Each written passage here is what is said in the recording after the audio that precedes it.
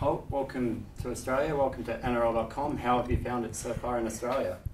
Australia is awesome. The people are nice, they're very kind, and Hulkamania is definitely running wild in Australia. The fans are unbelievable.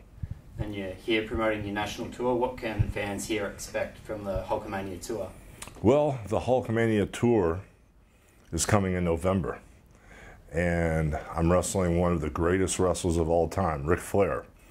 And there's a lot of very great wrestlers on the Hulkamania tour. There's Nasty Boys, Jimmy Hart, the Mouth of the South, Mr. Kennedy, Kerry Von Erich's daughter, Lacey Eric,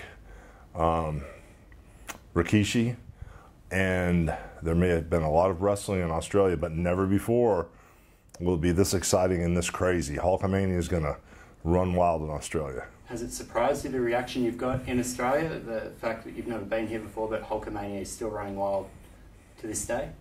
Well, I was very happy because the Australian Hulkamaniacs are very loyal, and they love me and they love my children, and they ask about my son Nick, and they tell me how much they love my daughter Brooke and her show, and they tell me how much they love Hulk Hogan, and they can't wait to see me climb in the ring and wrestle, because after all these years with the Hulkamaniacs in Australia sticking with me, I'm just so excited to be here to finally wrestle in front of all the crazy Hulkamaniacs. And of course, probably the first time most Australians got to see you was in Rocky III. How was that experience for you, being in the movies? Well, the role in Rocky III as Thunderlips was a lot of fun. I got to play the character, the ultimate male, and had some good-looking ladies in the ring. But the thing that was the most entertaining was when I got a chance to show the whole world that the wrestler can dominate in the ring against a boxer, Rocky Balboa.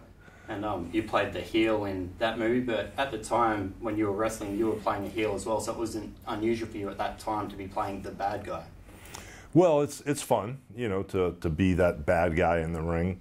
And at the time, you know, when I wrestled Rocky Balboa's Thunderlips, I was the ultimate male, the ultimate bad guy. And the response from the public was overwhelming. They just loved the fact that this is what a wrestler looks like, and this is how powerful wrestlers are. So it may have been a bad role, but it turned out great for the image. And it was an interesting career choice, because at that stage you were wrestling with the WWF under Vince McMahon Sr.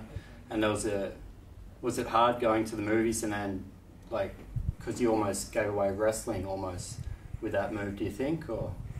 Well, when I was in the WWF, it was with Vince Sr., the original Vince McMahon, and at the time it was the WWF.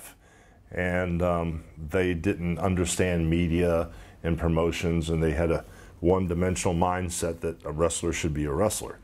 And when I decided to make a movie with Sylvester Stallone, Mr. McMahon Sr., he fired me, and I lost my job, and he said I would never wrestle there again. So I did the movie and got a great response from the public worldwide. Went on to wrestle in Japan and Minnesota and all through Canada. And a few years later, the McMahons came knocking again, but this time it was Vince Jr. And he wanted to take over the world of wrestling and make it an international phenomenon. So he came to Hulk Hogan and said, "You're the lead man. Let's take over the world." And I said, "I like that idea."